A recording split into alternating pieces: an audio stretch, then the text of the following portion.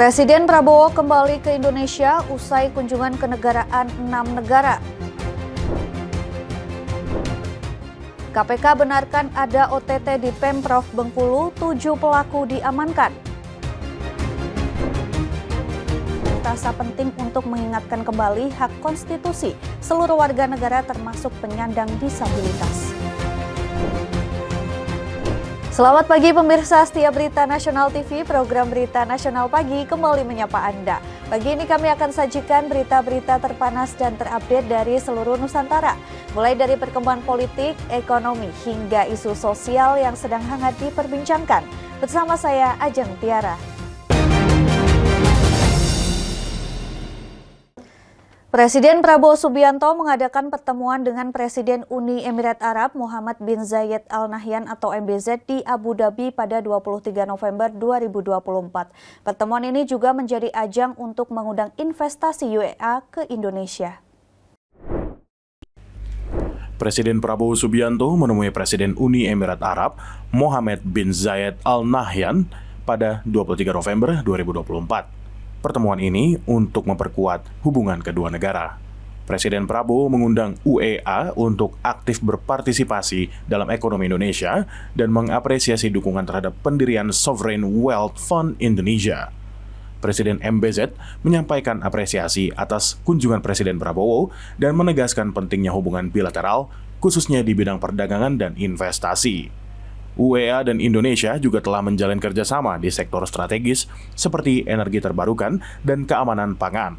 Pertemuan ini ditutup dengan kesepakatan untuk mempercepat implementasi kerjasama yang telah dirancang. Kami ingin mengundang Uni Arab Emirates untuk aktif berpartisipasi dalam ekonomi kami.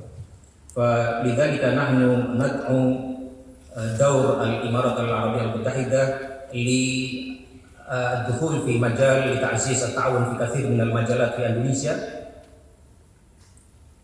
Sebagai contoh, kami terima kasih kami pernah dibantu dalam mendirikan Sovereign Wealth Fund kami yang sekarang INA, tapi kami akan memperbesar ini. Kami ingin membuat Sovereign Wealth Fund kita jauh lebih besar dan kami juga ingin belajar dari pengalaman Uni Arab Emirates. Wapres Gibran menyampaikan dukungannya terhadap program PNM Mekar sebagai bagian dari upaya strategis untuk memperkuat sektor UMKM dan menciptakan lapangan kerja. Dalam kesempatan tersebut, Wapres menekankan pentingnya pengembangan kewirausahaan dan peningkatan lapangan kerja berkualitas seiring dengan misi Astacita Presiden Prabowo. Wapres Gibran Raka Buming Raka menyampaikan dukungannya terhadap program PNM Mekar sebagai bagian dari upaya strategis untuk mendorong penguatan sektor UMKM dan penciptaan lapangan kerja.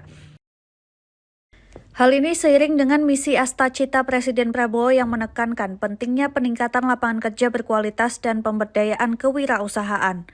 Mengunjungi satu persatu stand UMKM yang dikelola oleh peserta program PNM Mekar, Wapres terlihat memborong beberapa produk dan berinteraksi langsung dengan para pelaku usaha. Wapres pun mengapresiasi kualitas produk tersebut yang dikemas dengan menarik. Tak hanya itu, Wapres juga membagikan susu kepada masyarakat, terutama anak-anak yang hadir di acara tersebut. Momentum ini menunjukkan kepedulian dan dukungan nyata terhadap UMKM dan kesejahteraan masyarakat. Wapres berharap agar program PNM Mekar terus menjadi bagian penting dalam mendorong pertumbuhan UMKM. Melalui dukungan berkelanjutan dari seluruh pihak terkait, program ini diharapkan mampu membantu UMKM untuk tumbuh, berkembang, dan naik kelas. Program ini dinilai tidak hanya berperan pada penguatan sektor UMKM, tetapi juga memberikan kontribusi positif dalam penciptaan lapangan kerja, pengurangan angka pengangguran, dan peningkatan kesejahteraan masyarakat. Ini apa, Bu? Ini macam-macam keripik ikan, Pak. Ini ada keripik layur, ada sridin crispy, ada baby crab, ada ikan lice crispy juga. Ini packagingnya dari mana? Ini kok bagus? Itu beli, Pak. Beli. Ini tuh 5.000, Pak. 5.000? Ya, yang ini 3.000. Oh, lebih kecil. Lebih kecil, ini kemasan lebih kecil. Kalau yang ini Fresh 11 ini saya jual 70.000. Presiden Prabowo Subianto telah kembali ke tanah air setelah melakukan kunjungan kenegaraan ke sejumlah negara pada 24 November 2024.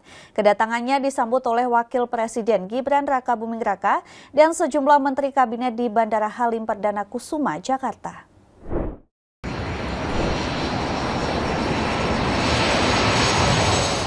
Presiden Prabowo Subianto telah kembali ke tanah air setelah melakukan kunjungan kenegaraan ke sejumlah negara sejak 8 November 2024. Prabowo tiba di Landasan Udara Halim Perdana Kusuma, Jakarta Timur pada 24 November 2024 pukul 5 pagi. Kedatangan Prabowo kembali di tanah air disambut oleh Wakil Presiden Gibran Rakabuming Raka dan sejumlah menteri kabinet.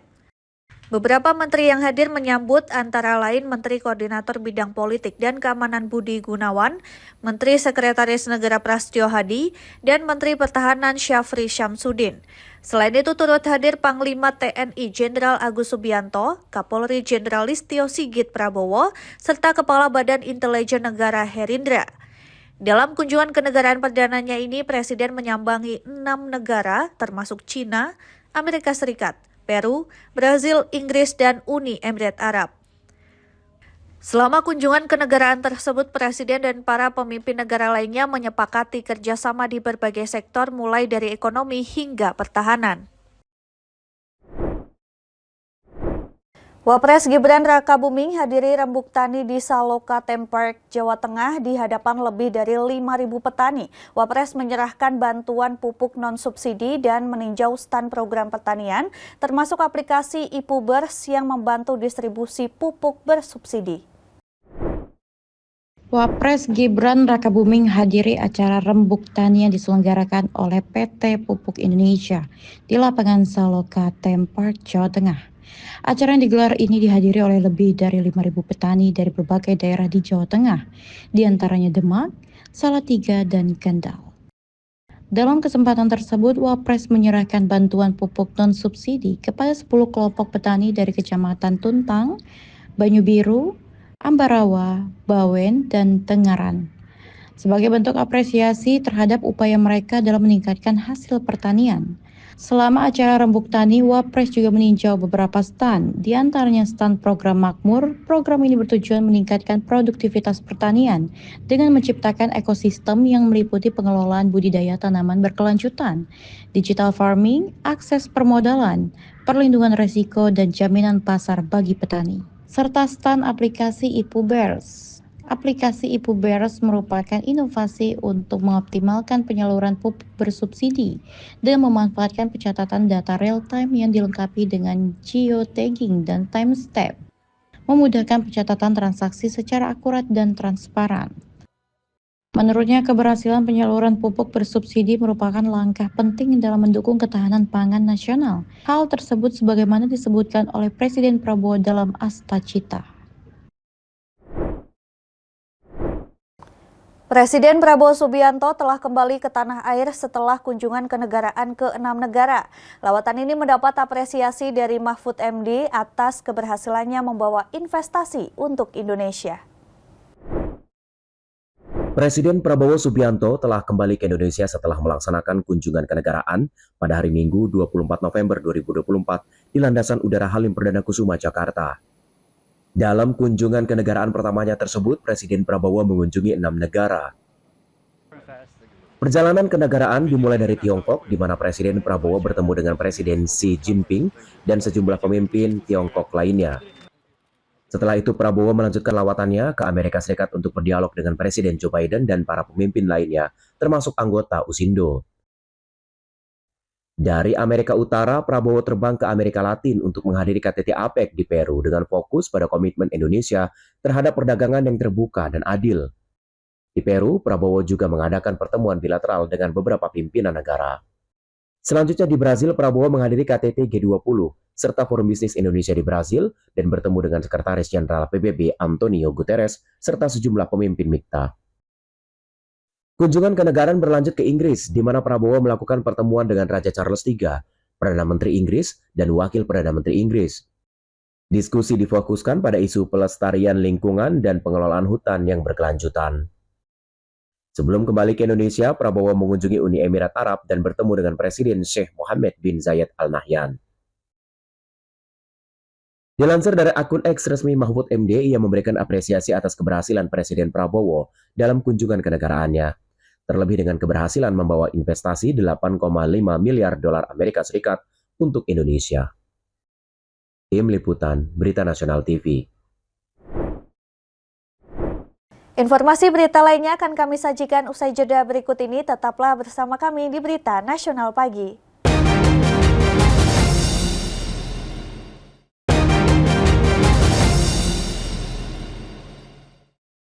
Menteri Koordinator Bidang Hukum, HAM, Imigrasi, dan Permasyarakatan Yusril Iza Mahendra membenarkan pemindahan terpidana Mary Jane Veloso dari Lapas Yogyakarta ke Filipina. Yusril juga mendorong DPR untuk segera menyusun undang-undang tentang pemindahan dan pertukaran narapidana sesuai dengan amanat Undang-Undang Permasyarakatan.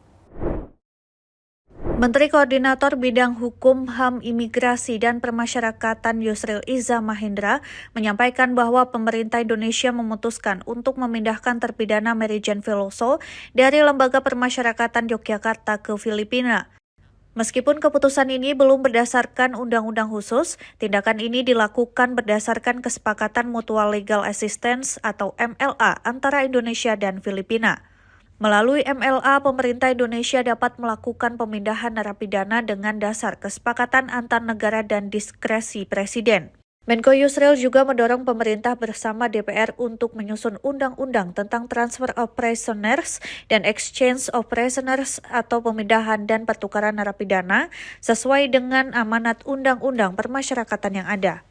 Memang kedepannya tentu kita harapkan pemerintah maupun pada legislasi DPR nanti ketika rapat menyusun prioritas rancangan undang-undang untuk dibahas dengan DPR, maka sangat mungkin sekali nantinya akan dilakukan pembicaraan dengan DPR untuk menyusun undang-undang tentang transfer of prisoners dan exchange of prisoner ini, yang memang sebenarnya itu diamanatkan oleh undang-undang pemasyarakatan kita sekarang, tapi belum ada undang-undangnya. Karena undang-undangnya belum ada, maka Presiden berwenang untuk merumuskan satu kebijakan atas dasar kemanfaatan, pertimbangan kemanusiaan, hubungan baik kedua negara, pertimbangan hak asasi manusia, dan lain-lain sebagainya, itu dapat saja dilakukan oleh negara kita.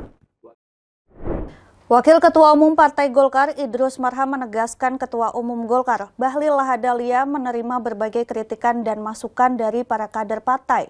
Menurutnya kritikan-kritikan tersebut harus konstruktif untuk membesarkan partai ke depannya.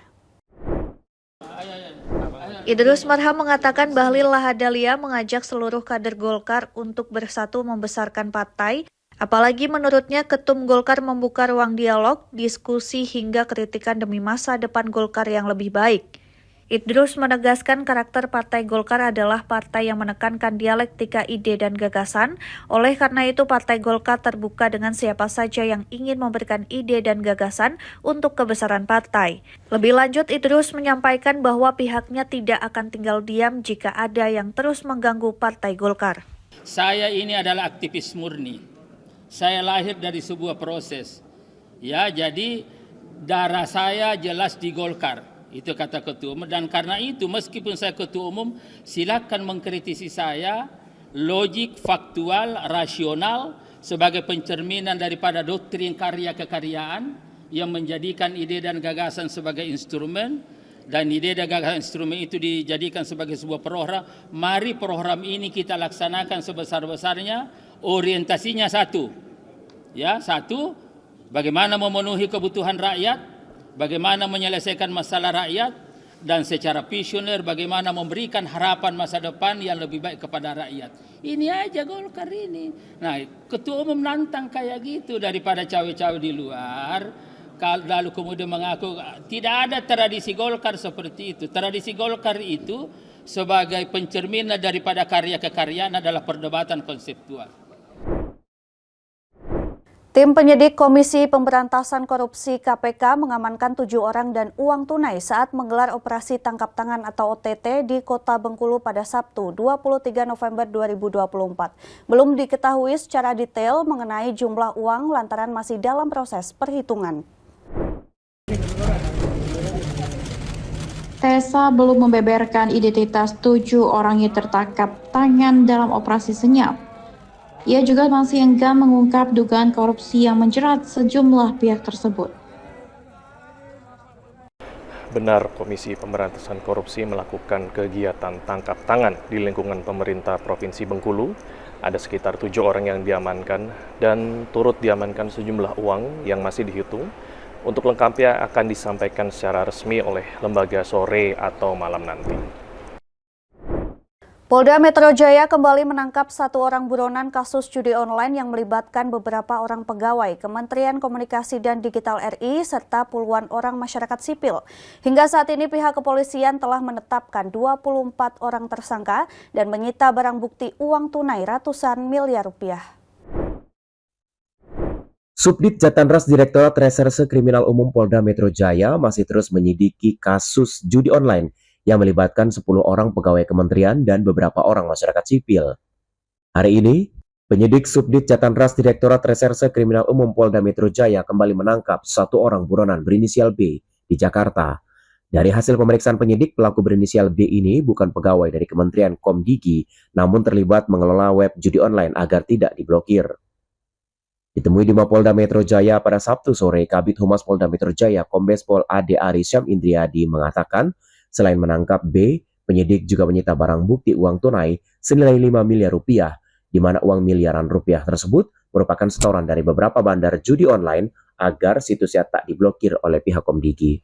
Tangan tersangka B ini yang ditangkap terakhir ini, penyidik berhasil mengamankan berbagai barang bukti. Ya, berbagai barang bukti. Salah satu barang buktinya adalah uang tunai sekitar 5 miliar rupiah. Di mana uang ini merupakan uang setoran para bandar atau agen judi online yang menitipkan website judinya kepada tersangka B. Tim Liputan, Berita Nasional TV. Badan Reserse Kriminal Polri berhasil mengungkap sebanyak 397 kasus tindak pidana perdagangan orang atau TPPO selama periode bulan Oktober hingga November 2024. Sebanyak 428 pelaku berhasil ditangkap dalam pengungkapan kasus tersebut. Kepala Badan Reserse Kriminal Polri Komjen Pol Wahyu Widada mengungkapkan modus operasi yang dilakukan oleh pelaku perdagangan orang yang mengirimkan pekerja migran Indonesia atau PMI secara ilegal. Salah satu modus yang sering digunakan yakni mengirim PMI dengan menggunakan visa yang tidak sesuai. Para PMI diberangkatkan tanpa pelatihan kerja atau pemeriksaan kesehatan dari perusahaan resmi yang terdaftar di Kementerian Tenaga Kerja atau Kemenaker Republik Indonesia. Lebih lanjut, Wahyu menjelaskan bahwa perusahaan yang memberangkatkan PMI ini tidak terdaftar secara resmi.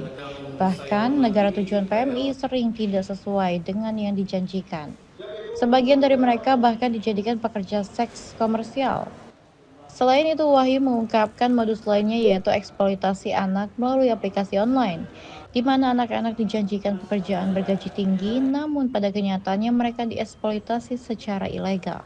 Yang ketiga adalah modus melakukan eksploitasi anak, contohnya perdagangan anak melalui aplikasi online untuk dikerjakan sebagai pekerja seks komersial. Yang ketiga mengiming-imingi anak-anak itu bekerja dengan gaji yang besar atau perusahaan-perusahaan atau pabrik-pabrik perkebunan secara ilegal di negara-negara lain, khususnya di kawasan Asia Tenggara. Ketiga, korban ini juga dipaksa untuk memenuhi target-target pekerjaan, dan kalau tidak memenuhi target pekerjaan, maka mereka juga akan menerima konsekuensi, yaitu tindakan kekerasan dari para pelaku. Informasi berita lainnya akan kami sajikan usai jeda berikut ini. Tetaplah bersama kami di Berita Nasional Pagi.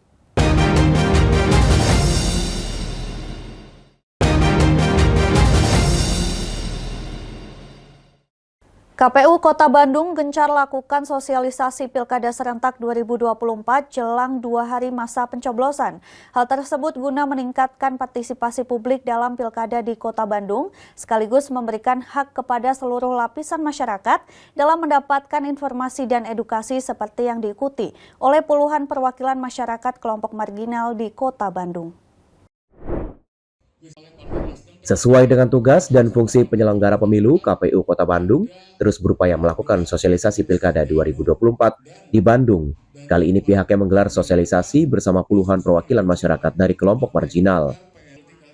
Mereka diberikan pengarahan terkait jalannya pesta demokrasi Pilkada Serentak 2024. Hal ini tidak lain karena setiap warga negara berhak mendapatkan hal tersebut, termasuk kelompok rentan dan termarginalkan. Ketua KPU Kota Bandung Hairul Anam Gumilar mengatakan mungkin jarang sekali penyelenggara di daerah lain melakukan pendidikan pemilih kepada kaum marginal, karena secara definisi kaum marginal masyarakat yang kurang percaya diri. Dengan adanya sosialisasi ini diharapkan semua warga negara mendapatkan hak yang sama. Jadi ini sebetulnya kan jarang sekali penyelenggara di kabupaten lain sasaran pendidikan pemilih kepada rekan-rekan marginal. Kan secara definisi rekan-rekan marginal itu kan kelompok masyarakat yang pendidikan, yang kurang percaya diri. Padahal semua warga negara Indonesia itu memiliki hak yang sama, terutama dalam konteks ada. Ketika hak untuk memilih ini jarang sekali seharusnya juga sasaran untuk diedukasi, terutama dalam konteks pendidikan pemilih. Pencoblosan hak suara Pilkada Serentak tinggal beberapa hari dilaksanakan termasuk di Pulau Dewata, Bali. Berdasarkan evaluasi yang dilakukan oleh KPU bersama sejumlah organisasi disabilitas di Bali, tingkat partisipasi pemilih disabilitas masih di bawah 20%. Untuk itu KPU Provinsi Bali merasa penting untuk mengingatkan kembali hak konstitusi seluruh warga negara termasuk penyandang disabilitas. Rangkaian pelaksanaan Pilkada Serentak di Indonesia terus bergulir. Ternyata kurangnya peran keluarga untuk memfasilitasi penyandang disabilitas dalam menyalurkan hak konstitusionalnya menjadi salah satu faktor penyebab rendahnya partisipasi penyandang disabilitas pada pemilu Presiden 2024. Komisioner KPU Provinsi Bali, I Gede John Darmawan, Minggu siang menyatakan, berdasarkan evaluasi pemilu Presiden 2024 yang dilakukan KPU Provinsi Bali bersama sejumlah organisasi penyandang disabilitas, didapati partisipasi pemilih penyandang disabilitas masih di bawah 20% dari sekitar 16.000 daftar pemilih tetap penyandang disabilitas di Bali. Jadi menurut data kami, dari DPD kami kurang lebih sekitar 16.000 penyandang disabilitas di Bali. Nah, ini juga sudah dilakukan sosialisasi secara gencar kepada penyandang disabilitas di 9 kabupaten kota di Bali. Hari ini kami lakukan untuk mengingatkan kembali penyandang disabilitas untuk menggunakan hak. Kalau evaluasi kami sudah berdiskusi dengan organisasi penyandang disabilitas, lebih banyak kepada keluarga yang tidak mengajak atau tidak mengizinkan mereka datang. Ini kami ingin membangkitkan kesadaran dari diri dulu, dari penyandang disabilitas untuk berniat memang betul-betul hadir ke TPS. Dan juga mengingatkan pada keluarga bahwa dengan segala keterbatasannya mereka juga memiliki hak konstitusional yang sama. Seperti itu. Untuk meningkatkan partisipasi penyandang disabilitas dalam pemilu kada serentak tahun ini, KPU Provinsi Bali melakukan sosialisasi dan mengingatkan kembali hak konstitusi penyandang disabilitas. Aktivitas ini diikuti oleh sejumlah perwakilan dari organisasi penyandang disabilitas se-Bali yang nantinya diharapkan bisa memaksimalkan partisipasi pemilih. Dari Denpasar, Bali, kontributor melaporkan. Menteri Pertahanan negara-negara ASEAN bertemu dengan Menhan AS, Tiongkok, dan sejumlah negara lain di Laos. Pertemuan ini membahas sikap Beijing yang makin konfrontatif di Laut Cina Selatan yang bersinggungan dengan sejumlah negara di Asia Tenggara. Selengkapnya dalam liputan VOA. Di tengah meningkatnya sengketa maritim di kawasan Asia Pasifik, Menteri Pertahanan negara anggota ASEAN bersama dengan AS, Tiongkok, Jepang, Australia, dan Rusia bertemu di Laos.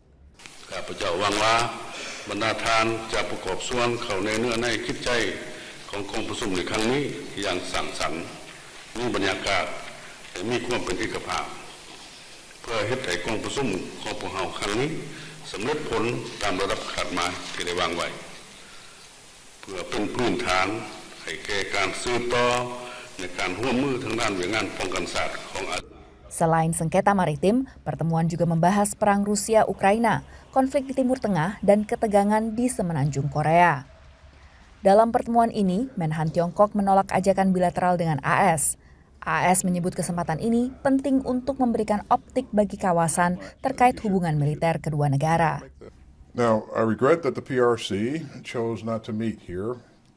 The PRC's decision is a setback for the whole region.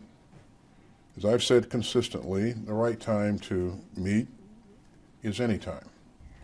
Awal tahun 2024, Menhan AS dan Tiongkok sempat bertemu dan menekankan pentingnya keterbukaan komunikasi militer antara kedua negara meski tak sepakat dalam isu Taiwan. Menurut data ASEAN, Tiongkok adalah mitra dagang terbesar negara ASEAN selama 15 tahun berturut-turut. Secara ekonomi, pengaruh Tiongkok di kawasan memang sangat luas. Tapi dalam kerjasama militer, AS kerap dipandang sebagai mitra terpercaya oleh negara di kawasan Asia Tenggara. Ini tercermin lewat tingginya angka latihan militer gabungan dengan AS dibanding negara lain di luar kawasan. Sekutu terdekat AS di kawasan yang sering bersengketa dengan Tiongkok adalah Filipina, di mana insiden terkini menunjukkan kapal penjaga pantai Tiongkok menembakkan meriam air ke kapal Filipina. Tiongkok membantah tuduhan tersebut dan menyalahkan Filipina atas tabrakan tersebut. China is a real and serious threat to the Philippines, and the Philippines understands that the United States is its true economic and security partner of choice. Namun pengamat lain mengingatkan, di dalam kawasan sendiri ada banyak konflik domestik dan dinamika intraregional yang harus dihadapi negara di kawasan, seperti konflik di Kamboja yang bersinggungan dengan Vietnam dan Thailand.